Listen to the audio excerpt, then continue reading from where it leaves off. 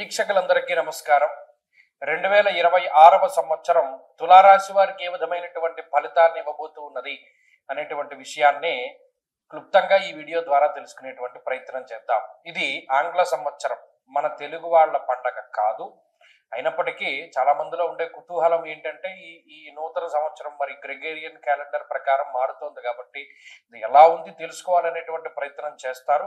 అందులో భాగంగానే ఈ దీర్ఘ సంచార గ్రహాలను బట్టి అలాగేనేమో ఉన్నటువంటి జ్యోతిష పరిజ్ఞానాన్ని బట్టి ఈ వీడియో చేయడం జరుగుతున్నది. అయితే కొంతమంది దీనిలో అత్యుత్సాహాన్ని ప్రదర్శిస్తున్నారు చెప్పేటువంటి వాళ్ళు. ఎలాగా దీనికి రాజపూజ్య అవమానాలు, దీనికి ఆదాయ వ్యయాలు చెప్తూ ఉన్నారు.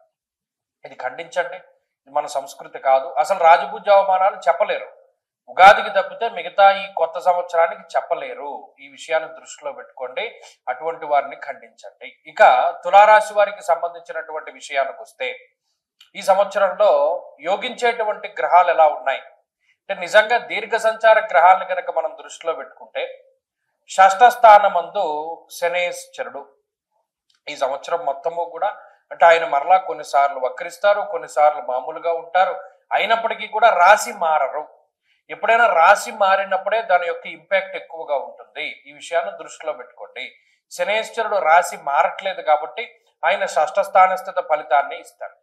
ఇక రాహు పంచమ స్థానమందు ఈ సంవత్సరం చివరిలో రాహు 5వ స్థానాన్ని వదిలిపెట్టి 4వ స్థానానికి వస్తారు. అప్పటి వరకు పంచమ స్థానం అనేటువంటిది అంత పెద్ద ఇబ్బందికరమైన స్థానం కాదు. డిసెంబర్ నెల మధ్యలో వచ్చినా కూడా మిగతా రోజుల్లో ఆ ఇంపాక్ట్ పెద్ద ఉండదు కాబట్టి అర్ధాష్టమ రాహు యొక్క దోషం అంత లేదు. ఇక గురువు యొక్క బలమే చాలా కీలకమైనటువంటిది. జూన్ 2వ తారీఖు వరకు 9వ స్థానమందు గురుడు యోగించేటువంటి గ్రహం. జూన్ 2వ తారీఖు నుండి అక్టోబర్ 31 వరకు దశమ కేంద్రమందు కంటక స్థానమందు మిశ్రమ ఫలదాత. మరలా అక్టోబర్ 31 దగ్గర నుండి ఈ సంవత్సరం చివరి వరకు కూడా లాభస్థానమందు గురుడు యోగిస్తారు. కాబట్టి ఈ సంవత్సరంలో దాదాపుగా 3.5 నెలలు మినహాయించి మిగతా అన్ని నెలల్లో గురుబలం ఉన్నది. మొత్తం సంవత్సరం అంతా శని బలం ఉన్నది. రాహు మిశ్రమ ఫలదాత. అందువల్ల దాదాపుగా ఒక 60% శుభ ఫలితాలని పొందేటువంటి రాశిగా తులారాశి వారిని మనం చెప్పవచ్చును. ఒక 60% శుభ ఫలితాలని ఖచ్చితంగా వీరు పొందుతున్నారు. కాబట్టి అన్ని రకాలైనటువంటి విషయాల్లోనే ఈ 60% ఫలితం అన్నది కనబడుతుంది. దీనికి తోడు జాతకంలో ఉండేటువంటి దశాంతర్దశలు యోగిస్తే అది మరింత శుభ ఫలితాలని మనకి ప్రసాదిస్తుంది. కాబట్టి జాతకం కూడా చాలా కీలకం. ఇక్కడ మరి ఈ షష్ఠ స్థానమందు శనేశ్వరుడు ఉండడం ధనధాన్యాధివృద్ధించ అన్నారు. అటు శత్రు రోగ రుణస్థానంగా అభివర్ణింపబడేటువంటి ఈ స్థానమందు శనేశ్వరుడు ఉండడం వల్ల ధనాభివృద్ధి, ధాన్యాభివృద్ధి, సస్యాభివృద్ధి అంటే పంటలు చాలా బాగా పండుతాయి. తులారాశి వారి యొక్క చేతిలో ఉండేటువంటి పంటలు, వారు వ్యవసాయం చేస్తే వ్యవసాయము, వారు వ్యాపారం చేస్తే వ్యాపారము, వారు వ్యవహారాలు నడుపుతూ ఉంటే ఆ వ్యవహారాలు ఇవన్నీ కూడా చాలా దిగ్విజయంగా కొనసాగుతాయి అనేటువంటిది శాస్త్రవచనం. కాబట్టి అద్భుతమైనటువంటి ఫలితాలను చెప్పింది ఆ షష్ఠ స్థానమందు శనేశ్వరుడు. ఎందుకంటే పాపగ్రహము ఈ ఉపచయ స్థానముల యందు యోగించినట్టుగా శుభగ్రహాలు కూడా అంత ఫలితాన్ని ఇవ్వవు. కాబట్టి అందుకనే ఈ షష్ఠ శని అంత గొప్పవారు. అలాగే స్వకుటుంబస్య కారక అంటే సొంత కుటుంబాన్ని అభివృద్ధి చేసుకోవడంలో, సొంత కుటుంబాన్ని డెవలప్ చేసుకోవడంలో, అలాగే మీ ఓన్ క్యాపబిలిటీస్ని, మీలో ఉండేటువంటి స్కిల్స్ని అభివృద్ధి చేసుకోవడంలో శని చాలా గొప్పగా ఉపయోగపడతారు. కాబట్టి ఈ సంవత్సరంలో మీకు మీరుగా ఎదుగుతారు, మీ కుటుంబం చక్కగా ఎదుగుతుంది మీతోటి సమానంగాను. అలాగే సమాజంలో ఒక స్టేటస్ పెరుగుతుంది, ఉన్నతమైనటువంటి పదవీ ప్రాప్తి కలుగుతుంది, ఒక హోదా వస్తుంది, అద్భుతమైనటువంటి అవకాశాలను శనేశ్వరుడు ఇస్తారు. విదేశీయాన సంకల్పము, విదేశీయాన సుస్థిర ఫలితము, అలాగేనేమో విద్యా సంబంధమైన ఉద్యోగ సంబంధమైనటువంటి విషయాల్లో ఎదుగుదల, ఇవన్నీ కూడా శనేశ్వరుడు ఇస్తూ వెళుతూ ఉంటారు. ప్రత్యేకమైనటువంటి ఫలితం ఏంటయ్యా అంటే శనేశ్వరుడిది శత్రునాశనము. శత్రువుల పైన పూర్తి స్థాయిలో విజయాన్ని శనేశ్వరుడు కలగజేస్తారు. అది ఆయన వల్ల కలిగేటువంటి ఒక మంచి విషయంగా చెప్పవచ్చు. కాబట్టి అటు శనేశ్వరుడు యొక్క అనుకూలిత ఉన్నది. గురుబలం ఉంటే అదృష్టం ఉన్నట్టే చేతిలో.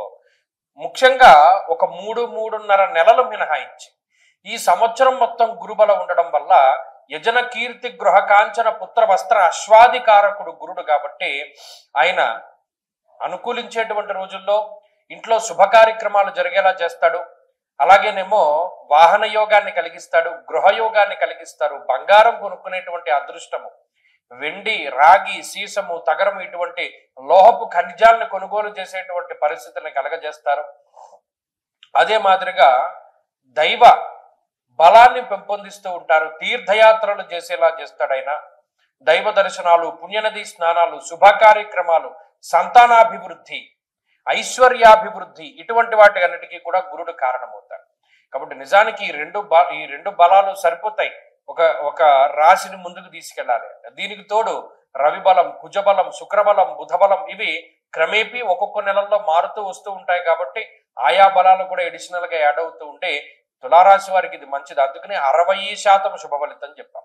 సరే, ఇక మిగిలిన రాహువు పంచమంలో ఉన్నారు కదంటే ఆయన అంత ప్రతికూలమైన ఫలదాత కాదు. కానీ సంతానం వల్ల కొంత బాధపడేటువంటి పరిస్థితులకి కలగజేస్తాడు. అంటే ఏంటంటే పిల్లలు చెప్పిన మాట వినకపోవడము, లేదా కొంచెం వారి పట్ల ఎక్కువగా మీరు శ్రద్ధ తీసుకోవాల్సినటువంటి పరిస్థితులు ఏర్పడడము, ఇలా కొంత బుద్ధికి సంబంధించినటువంటి విషయాలు అవి కొంత వక్రదారిలో వాళ్ళకి అంటే మిమ్మల్ని వారు ఎక్కువ ఖర్చు పెట్టేటువంటి విధంగా ప్రోత్సహిస్తూ ఉండడం, ప్రేరేపిస్తూ ఉండడం ఇటువంటివన్నీ జరుగుతూ ఉంటాయి.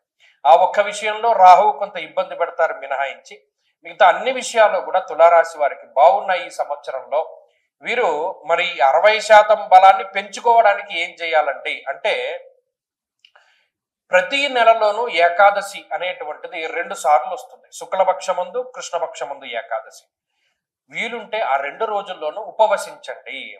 ఏకాదశి తిథి రోజున వీలునంత వరకు ఉపవాస దీక్షతోటి విష్ణు సహస్రనామ స్తోత్రాన్ని పారాయణ చేస్తూ వైష్ణవ క్షేత్రాన్ని దర్శనం చేయండి. దానివల్ల తులారాశి వారి యొక్క గ్రహస్థితి క్రమేపీ మెరుగుపడుతూ ఉంటుంది, ఆరోగ్యం మెరుగుపడుతుంది, ఐశ్వర్యం మెరుగుపడుతుంది, అనవసరమైనటువంటి తగువులు తగ్గుతాయి. కాబట్టి ఏకాదశి ఉపవాసము, ఏకాదశి రోజున చక్కగా విష్ణు సహస్రనామ స్తోత్ర పారాయణ చేసి వైష్ణవ క్షేత్ర సందర్శనము, దాని ద్వారా అద్భుతమైనటువంటి ఫలితాలని తులారాశి వారు పొందగలుగుతారు. ప్రతిరోజు జపం చేసుకోవడానికి, ప్రతిరోజు చదువుకోవడానికి సుదర్శన మంత్రం చాలా గొప్పదైనటువంటి మంత్రంగా చెప్పవచ్చు. కృష్ణాయ గోవిందాయ గోపీ జనవల్లభాయ అనేటువంటి మంత్రం ఉంటుంది. అది ప్రతిరోజు చదువుకోండి, దానివల్ల కూడా సత్ఫలితాలు వస్తాయి. స్వస్తి.